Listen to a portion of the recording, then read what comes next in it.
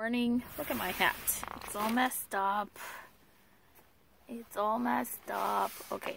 So good morning. Good afternoon. Whatever time you're watching this. Obviously, I'm in the car. But I wanted to share something with you guys. I was reading the other day. Actually, 2 days ago. And it's a little complicated, but follow my thought process because this is how I think. Okay. Yes. I just proved every stereotype that women are complicated. But I was reading Isaiah, I believe it's chapter 12, 13, one of those, where it talks about the devil and how he fell, Lucifer. I know we don't like to mention his name, but it's very important for us to study the devil and his tactics and know our enemies, know the other side. As much as we don't like to talk about him, as much as we don't like to talk about sin or any of those things, it's very important to understand where he comes from and who he was and what he's up to and all of that. So I was reading Isaiah, long story short, and it calls him the morning star. Now, most of you probably already know what that means. I didn't.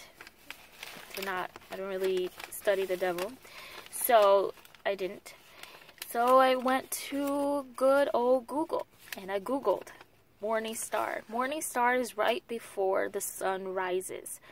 There are so many verses of the Bible. I'm so sorry. I'm like all over the place. So many places in the Bible where it says that God is the sun. He's the rising sun and refers to him as the sun. The sun will rise. The devil is the morning star, which comes just before the sun rises. I'm going to give you guys some verses where it proves that God is referred to as the sun, okay? So you know I'm not lying. Matthew 17:2, Malachi 4:2, Psalms 84:11, to name a few, talks about God being the rising sun. And here's what I thought, okay?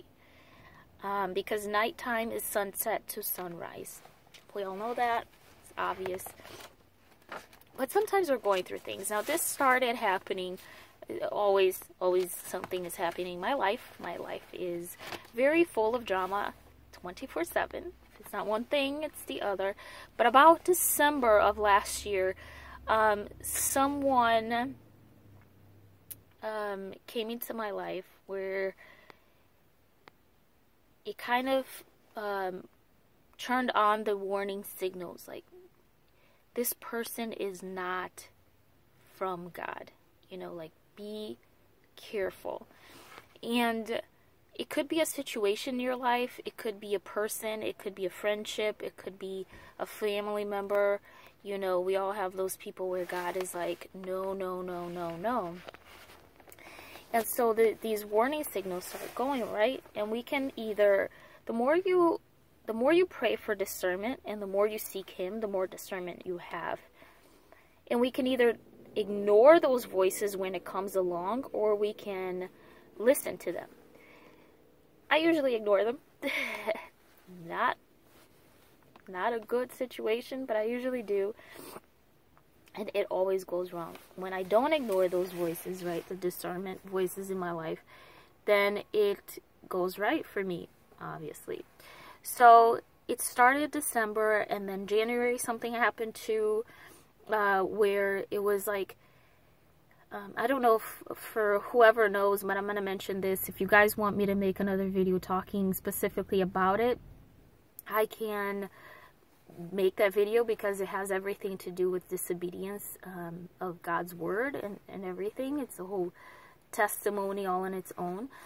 But my husband was deported. He was caught in January of this year. And he was deported a few weeks ago. And so, but when he was caught, it was a day where it was prayer in my house for the women.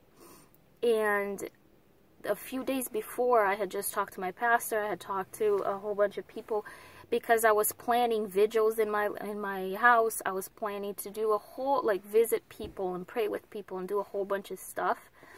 And right when he got caught, you know, everybody is giving them their condolences and what can we do for you, and we know it's hard and all of that. But the first thing that came into my mind was not like, oh my gosh, what am I gonna do? Or it was straight up, you dirty little devil. You knew what I was planning. You knew I let go of certain stuff. You knew I was getting my mind set up to do stuff. Like, you knew God was working. And you let this happen. I was like, you dirty. For me, it didn't translate as anything else other than this is an attack. And that's how I took it for a really long time, till recently. And so, what I'm trying to get to is this, all right? Sometimes we're going, and then something happens that stops us in our tracks. Maybe it's you're looking for a job and looking for a job and looking for a job and applying everywhere. You finally get the phone call. You finally get an interview, and on your way to the interview, your car breaks. That has happened to me. Or you're, you know, haven't had a relationship in a long time. You're meeting people. It's not working out. And then you meet that one person that's making you happy. Everything works out, and they get a job offer really far away and they have to move away. I don't know. Making stuff up for movies, okay? The point is this. Sometimes we're moving along and we're doing things, and it seems like things are improving in our lives and things are going to get better, and we're doing God's will and stuff. And then right before we get to our victory, right before we attain that one thing that we were wanting, something happens that messes us all up.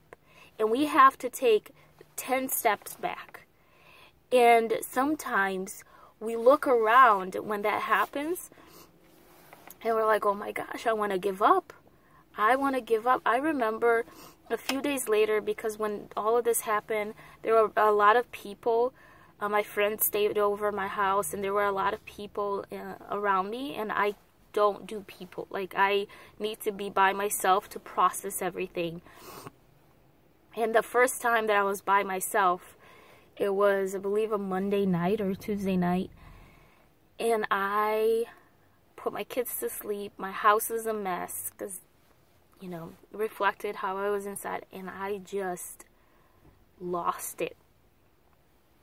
I started crying, and I reached out to someone, and I, you know, told this person what was going on. It was the first person that I told how I was really feeling, and now you guys, and told them what was happening, and they answered me, and they, instead of saying, yeah, we understand, oh my gosh, how, you know, what can I do, whatever, no, they actually reached out and said, no, Diana, you keep going, you're strong, I believe in you, don't look back, you can do this, stuff like that. And I know it's very cliche, and it's very, you know, right, they could have said anything else, but it was exactly what I needed from the person I needed from.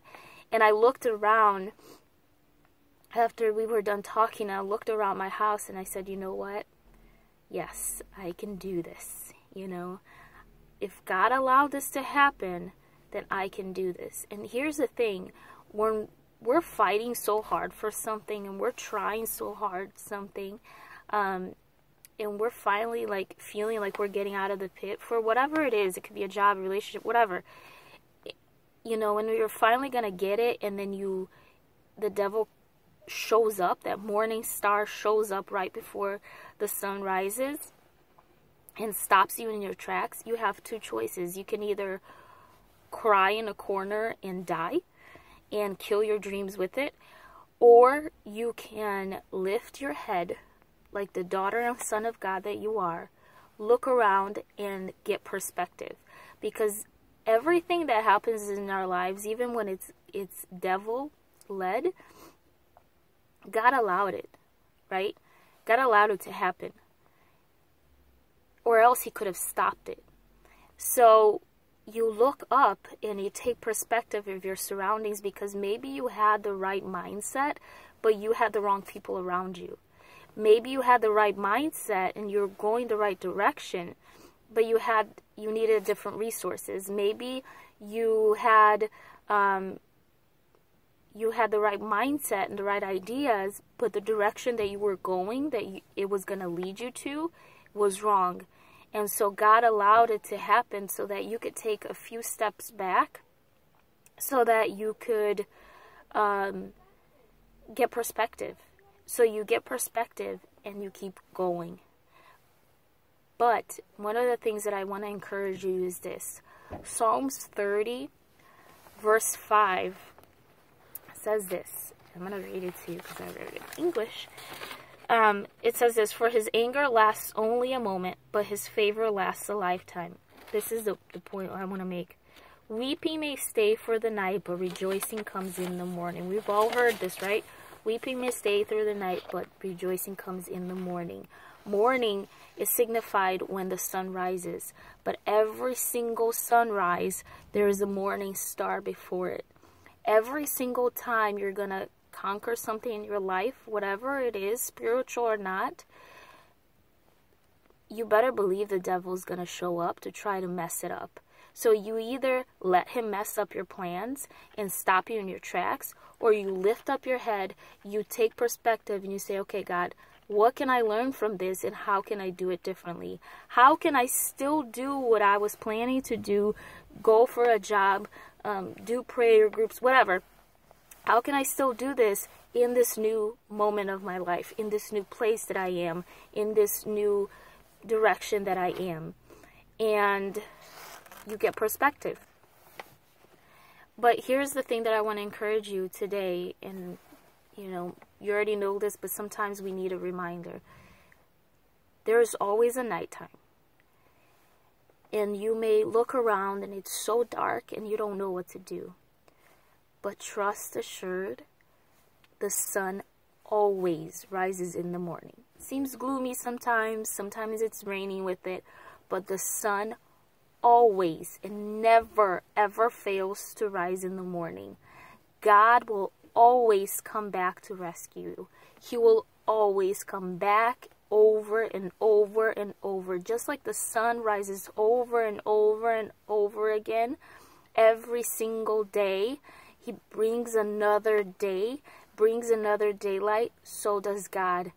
Though it doesn't matter how deep your pit is, doesn't matter how hard your situation is, don't look at the morning star and say, oh, maybe this is God. No. Maybe this is God giving me direction. No. Wait a little longer. Stay in faith a little longer. Pray a little longer. Fight a little longer. And that, don't be fooled by the morning star. Wait for the sun to rise. He will always rise. God will always come back. He's never going to leave you in nighttime. He will always come back. So God bless you. Hope you're encouraged today, and I'll see you next time. Bye.